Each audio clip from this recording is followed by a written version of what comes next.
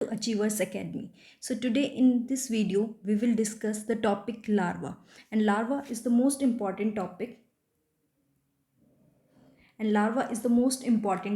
of estate PGT biology. तो आज हम पीजीटी बायोलॉजी का लार्वा टॉपिक डिस्कस करेंगे. अब यहाँ से लार्वा से क्या है, हमेशा 2 से 3 क्वेश्चन पक्का आते हैं. 2 से 3 क्वेश्चन हमेशा आते हैं. तो आज हम इस टॉपिक को पूरा कवर करते हैं. तो लेट्स गेट स्टार्टेड.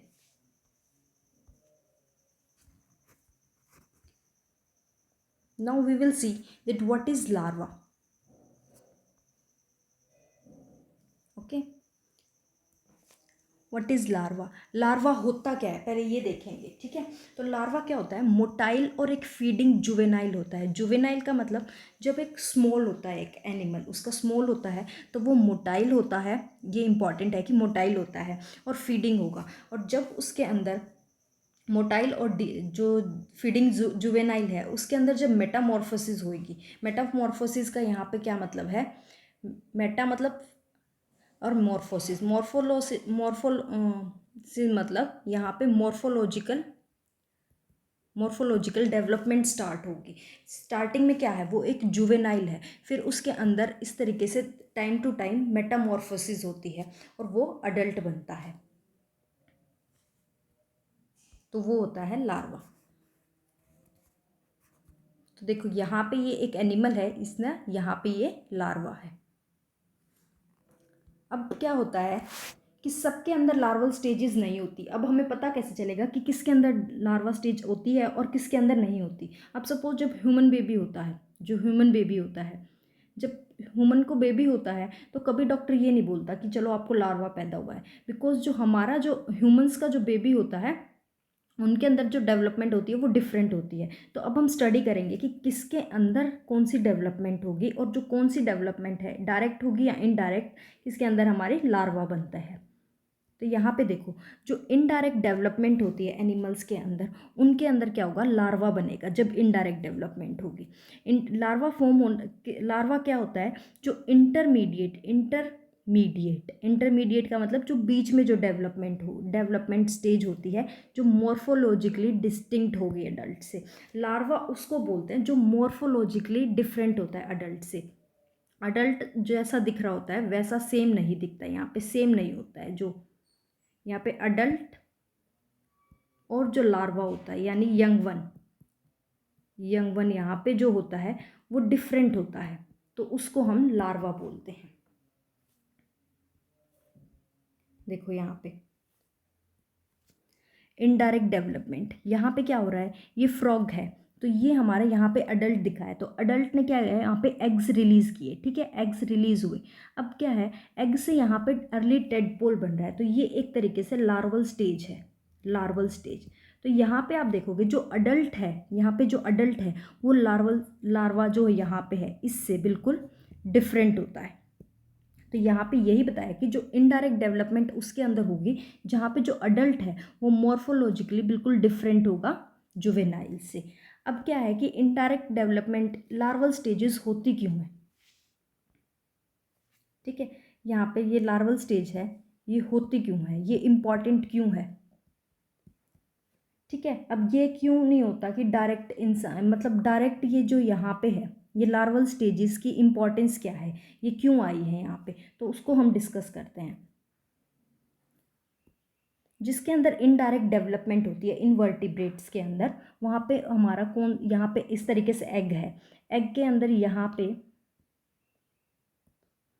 इस तरीके से यहाँ पे योक प्रेजेंट है. ठीक है, ये योक प्रेजेंट है और ये हमारा एग है. तो यहाँ पे जो एग होते हैं वो माइक्रोलेसिथल, यहाँ से क्वेश्चन आता है और ये इम्पॉर्टेंट है, वो माइक्रोलेसिथल या फिर मीजोलेसिथल होते हैं. ठीक है, माइक्रोलेसिथल होंगे या मीजोलेसिथल. अब यहाँ पे इसका क्या मतलब है, जो माइक्रो और जो लेसिथल है उनके अंदर जो ये योग का अमाउंट है, यहाँ पे ये जो योग का अमाउंट है, ये वाला अमाउंट, ये जो योग का अमाउंट यहाँ पे येलो येलो ये वाला अमाउंट है, ये मिनिमम होता है. ठीक है, अब ये अगर योग का अमाउंट मिनिमम होगा तो क्या करते हैं ये इस तरीके से, यहाँ पे ये योग कम है तो ये क्या होगा, जब मेटामॉर्फोसिस होगी, इसने सपोज पहले एलिमेंट्री कैनाल बना लिया. ठीक है, यहाँ पे योग मिनिमम है। तो क्या हुआ, पहले योग से उसने सपोज कोई एलिमेंट्री कैनाल बना लिया, डाइजेस्टिव स्ट्रक्चर बना लिया, फिर क्या होगा, उसका योग फिनिश हो जाता है, ठीक है, क्योंकि वो माइक्रोलेसिथल है, यानी ये योग कम अमाउंट में प्रेजेंट है। अब यहाँ पे योग फिनिश हो गया तो क्या होता है, हमने अभी पढ़ा था कि मोटाइल होता है, मोटाइल एंड फीडिंग होता है। तो क्या होगा, वो मोटाइल है, घूमेगा और फीड करेगा, ठीक है। अब योग वो दोबारा से स्टोर करेगा, योग स्टोर करता है। अब योग स्टोर करके दूसरा कोई रेस्पिरेटरी स्ट्रक्चर उसने बना लिया, ठीक है, फिर से उसका फिनिश हो जाएगा योग, यहाँ पे फिर से उसका योग फिनिश हो जाएगा, फिर से वो क्या करता है, फीड करेगा और फिर से कोई स्ट्रक्चर बना लेगा। तो इस तरीके से ये लार्वल स्टेजेस यहाँ पे इंपॉर्टेंट होती हैं, बिकॉज अगर लार्वल स्टेजेस नहीं होंगी तो वो अडल्ट की तरह यहाँ पे मेटामॉर्फोसिस नहीं कर पाएगा। देखो यहाँ पे ये हमारा यहाँ पे अडल्ट है। अब अडल्ट से यहाँ पे ब्लास्टूला बनता है। किस तरीके से ब्लास्टूला, पहले फर्टिलाइजेशन होगी मेल एंड फीमेल गैमेट की, जब फर्टिलाइजेशन के बाद जायगोट बनेगा, ठीक है। अब जायगोट से वो हमें पता है कि 2 सेल स्टेज आती हैं, 4 सेल स्टेज आएंगी। अब यहाँ पे ये क्या है, यहाँ पे अडल्ट से हमें इम्पॉर्टेंट क्या है, यहाँ पे ब्लास्टूला जब बनता है, ब्लास्टूला से यहाँ पे क्या होगा, जो ये ब्लास्टूला है वो इस तरीके से यहाँ पे अंदर की तरफ जाता है, यहाँ से ये अंदर जा रहा है। जब वो इस तरीके से इनवेजिनेशन, इस प्रोसेस का नाम भी इम्पॉर्टेंट है, इसको बोलते हैं हम इनवेजिनेशन, ठीक है। अब इस प्रोसेस में जब ये इस तरीके से इन्वेजिनेट हो जाता है तो उसको हम बोलेंगे गैस्ट्रुला। अब यहाँ पे देखो, यहाँ पे ये एग बनते हैं और यहाँ पे ये योग प्रेजेंट होते हैं, इनको बोलते हैं हम माइक्रोलेसिथल एग्स। माइक्रोलेसिथल एग होते हैं इनके अंदर, माइक्रो या फिर मीजोलेसिथल। किसी में बहुत कम योग होगा और किसके अंदर थोड़ा सा ऑप्टिमम अमाउंट में होगा, लेकिन योग कम होगा। अब इस तरीके से यहाँ पे ये लार्वल स्टेजेस आती हैं और यहाँ पे ये मेटामॉर्फोसिस 2 महीने तक चलता है, फिर ये जुवेनाइल बनेगा और इसकी ग्रोथ के बाद अडल्ट बनता है। देखो यहाँ पे ये जायगोट है, जायगोट के अंदर क्लीवेज होगी, पहले 2 सेल बना है, यहाँ पे ये देखो 2 सेल बन गया, यहाँ पे देखो 4 सेल बन जाता है, फिर यहाँ पे ब्लास्टूला बनेगा, ठीक है। ब्लास्टूला में ये प्रोसेस याद रखना है, यहाँ पे क्या होती है, इनवेजिनेशन के बाद गेस्ट्रूला बनता है, ठीक है, इनवेजिनेशन के बाद। अब यहाँ पे ये गेस्ट्रूला बनने के बाद क्या होता है, 3 जर्म लेयर्स बनेगी। जो यहाँ पे ये गेस्ट्रूला होता है इसमें ये 3 जर्म लेयर्स हैं, एंडोडर्म, एक्टोडर्म और मिजोडर्म। और जो बीच वाली कैविटी होती है उसको आर्केंट्रोन, ये इंपॉर्टेंट नहीं है यहाँ पे लार्वा के अंदर, ये ज़्यादा याद नहीं करना, बस इतना पता होना चाहिए कि ब्लास्टुला से जब गैस्ट्रुला बनता है उस प्रोसेस को क्या बोलते हैं और जो लार्वा होता है वो क्यों इंपॉर्टेंट है। फिर है डायरेक्ट डेवलपमेंट, जिनके अंदर लार्वल स्टेजेस अब्सेंट होती हैं, लार्वल स्टेजेस जिसके अंदर नहीं होती, यानी वर्टिब्रेट्स, ठीक है। तो यहाँ पे उनके अंदर लार्वल स्टेजेस अब्सेंट होगी। अब देखो जो डायरेक्ट डेवलपमेंट, उसमें क्या हुआ, ये अडल्ट है, यहाँ पे फिर से ब्लास्टुला हुआ, इन्वेजिनेशन से गेस्ट्रुला बनता है और यहाँ पे लार्वल स्टेजेस नहीं होती। डायरेक्ट जो जुवेनाइल है वो अडल्ट की तरह होता है और यहाँ पे जो अडल्ट होता है वो मॉर्फोलॉजिकली, यहाँ पे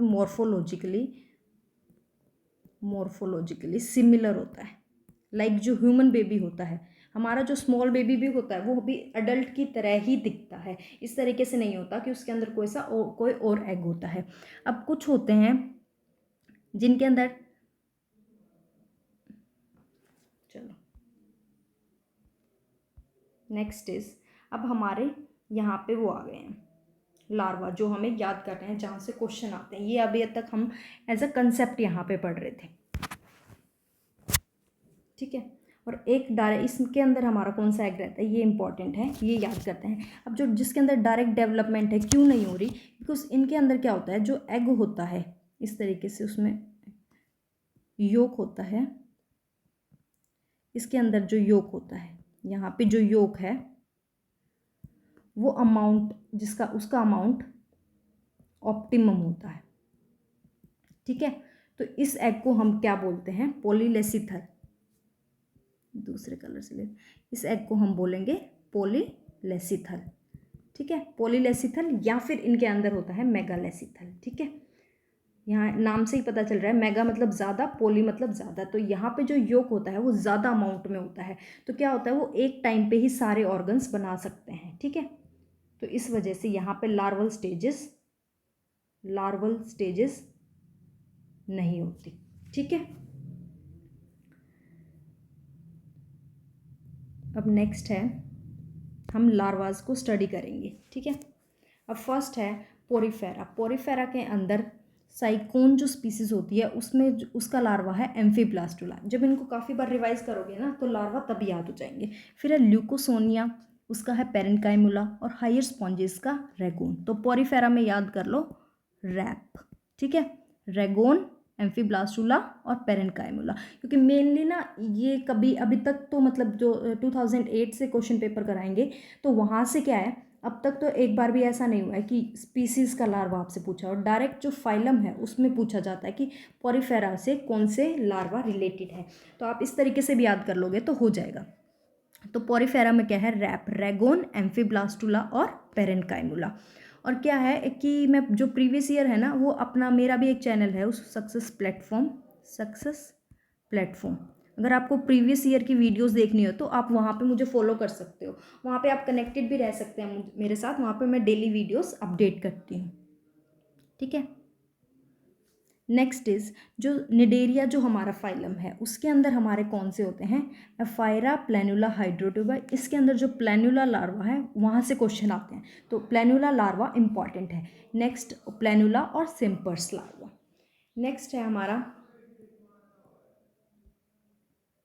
सिटेनोफोरा। सिटेनोफोरा का इंपॉर्टेंट नहीं है लेकिन याद हम इजीली कर सकते हैं बिकॉज इसके अंदर एक ही लार्वा होता है, दैट इज सीडिपिड लार्वा। अब है हमारा प्लेटीहेल्मिन्थेस, यहाँ ये इंपॉर्टेंट है, यहाँ से क्वेश्चन पक्का आते हैं। नेक्स्ट इज जो प्लेटीहेल्मिन्थेस है उसका जो टेप वॉर्म है, टेनिया टेप वॉर्म, उसका लार्वा हमारा आया भी है एग्जाम में अब तक। उसके जो लार्वा होते हैं ब्लेडर वोम, हेक्साकंथ, ओंकोस्पोर, इसके तीनों लार्वा याद कर लो। और इसकी स्पीसीज भी याद कर लेना बिकॉज ये इंपॉर्टेंट है, तो हम किसी किसी की हम स्पीसीज भी याद कर सकते हैं। नेक्स्ट है फेशियोला लीवर फ्लूक, इसके होता है सर्चेरिया, मिर्कैडियम, मेटासर्चेरिया, इस तरीके से याद कर लो, रेडिया, स्पोरोसिस्ट, ये भी इंपॉर्टेंट है। प्लेटीहेल्मिन्थेस के आपको सारे करने हैं, तो ये हमारा इंपॉर्टेंट है, ठीक है, इसको स्किप नहीं करना। इसकी ऑर्गेनिज्म है ना वो भी याद कर लेना। नेक्स्ट इज प्लेनोसीरा, उसका होता है म्यूलर्स लार्वा। ये इंपॉर्टेंट नहीं है, इसको हम छोड़ सकते हैं। बट हाँ, इसमें क्या होता है, इस स्पीसीज इससे नहीं आते, प्लेटीहेल्मिन्थेस के अंदर ही होता है ये। इसमें क्या होगा ये याद कर लो, ये इससे हमारा 2 बार क्वेश्चन आ चुके हैं। एस्कैरिसीज राउंड वॉर्म के कौन से लार्वा होता है, जुवेनाइल और रेप्टिफॉर्म। 2020 वाला पेपर और 21 वाला दोनों के अंदर क्वेश्चन आया था कि जुवेनाइल और रेप्टिफॉर्म लार्वा किसका होता है, राउंड वॉर्म का, ठीक है। तो प्लेटीहेल्मिन्थेस के